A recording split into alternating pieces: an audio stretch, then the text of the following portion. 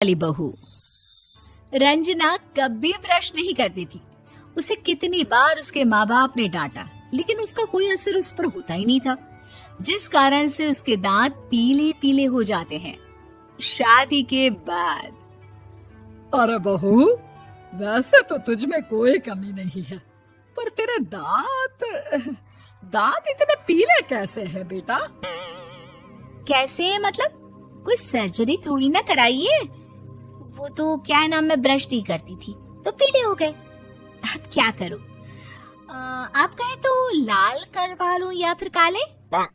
यार ये क्या है, क्यों माँ से लड़ रही हो? लड़ रही हूँ? अरे मैं लड़ रही हूँ या ये बोल रही है कि दांत पीले हैं, पीले। अरे तपस्या थोड़ी ना की है इन्हें पीले करने के लिए। बकायदा ब्रश नहीं किया है 20 साल तक, तब जाकर। छी, कैसी बात कर रही हो? ये उस वक्त तो पीले नहीं थे जब हम लोग तुम्हें देखने आए थे। अरे तब साफ करवा लिया होगा डेंटिस्ट के पास जाकर। अब देखो कैसे पीले पीले लग रहे हैं।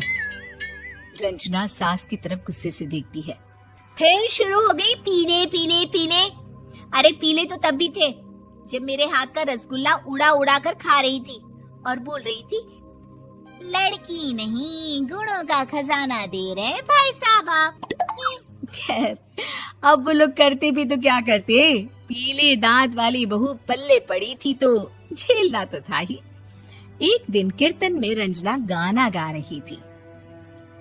अरे कमला बहन, माँ का द्वार है, यहाँ तो सब शुद्ध होकर आते हैं, फिर अपनी बहू को ब्रश भी नहीं करवाती तुम। दूर से पीले पीले दांत भक्ति में बाधा उत्पन्न कर रहे हैं। अरे कोई 2 साल के बच्चे थोड़ी ना लेकर आई हूँ मैं बहू बनाकर। अच्छी खासी लड़की है, अरे कैसे करवाऊं ब्रश? ये तो उसे खुद करना चाहिए ना। अब माँ बाप तो इसके जैसे तैसे निपटा दिए, ये नहीं सोचा कि सास कैसे संभालेगी। सास बहू को लेकर घर आ जाती है, लेकिन सोच लेती है कि अब इसे लेकर कहीं नहीं जाएगी। अगले रोज बहू कहती है, अरे क्या हो गया, मंदिर नहीं जाना क्या? कीर्तन का वक्त हो रहा है। मेरी मधुर वाणी से कान्हा जी जागते हैं और सोते हैं।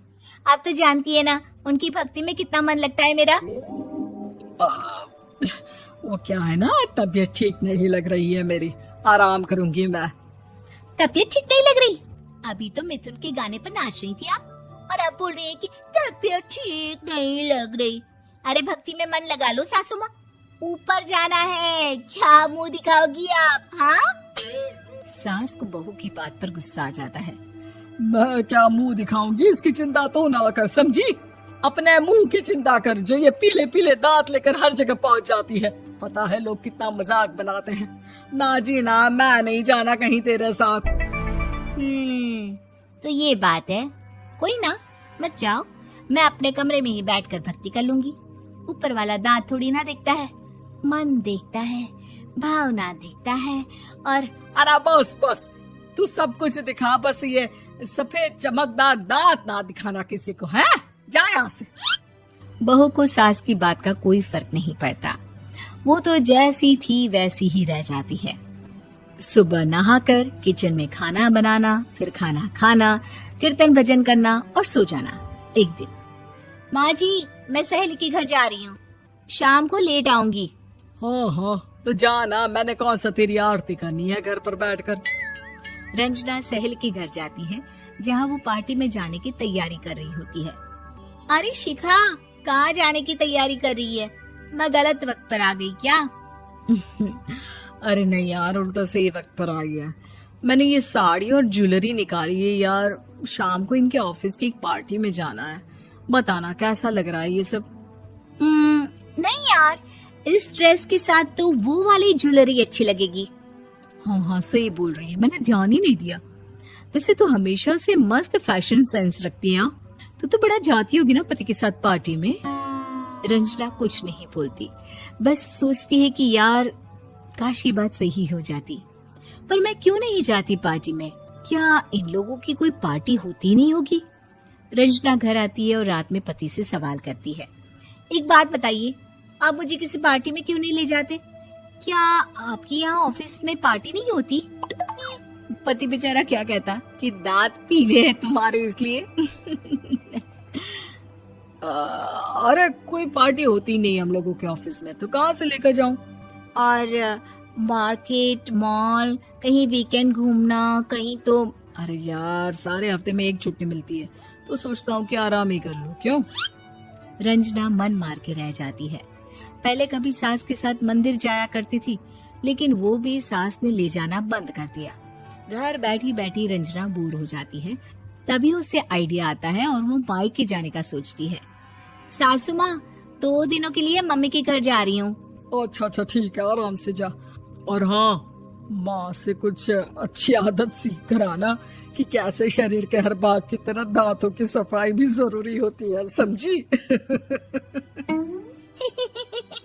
शुरू हो गई ना आप। वो लोग आपकी तरह नहीं है कि छोटी छोटी बात का बतंगड़ बना दे। उन लोगों के लिए मैं मायने रखती हूँ, ना कि मेरे पीले पीले दांत। रंजना माँ को बिना बताए उन लोगों को सरप्राइज देती है, लेकिन जैसे ही वो दरवाजे पर पहुंचती है, अंदर देखती है कि घर वाले कहीं जा रहे होते हैं। अब माँ, काश रंजना दीदी के दांतों वाली प्रॉब्लम नहीं होती, तो वो भी हम लोगों के साथ चलती ना बुआ जी की बेटी की शादी में। हाँ बेटा, लेकिन अब उसे कौन समझाए कि उसको उसके पीले दांत नहीं दिखते, लेकिन उसके आसपास के लोगों को कितना एम्बैरेसिंग फील कराते हैं। मुझे तो कितनी बार उसके स्कूल की टीचर ने शिकायत की कि उसके साथ कोई लड़की बैठना भी नहीं चाहती, और ना ही कॉलेज में कोई उससे बात करना चाहता था। लेकिन पता नहीं क्यों उसे ये बात समझ में ही नहीं आती। कोई कमी नहीं है उस लड़की में, बस यही कि दांत पीले हैं। वो तो भला हो जीजा जी और उनकी माँ का, जो दीदी को जैसी है वैसे ही रखा हुआ है। रंजना को अपने घर वालों की बात सुनकर बहुत दुख होता है। वो सोचती है कि वो क्या करे, लेकिन फिर वो सीधा डेंटिस्ट के पास जाती है, अपने दांत चमकाती है और कसम खाती है कि वो रोज ब्रश करेगी। अरे क्या हो गया?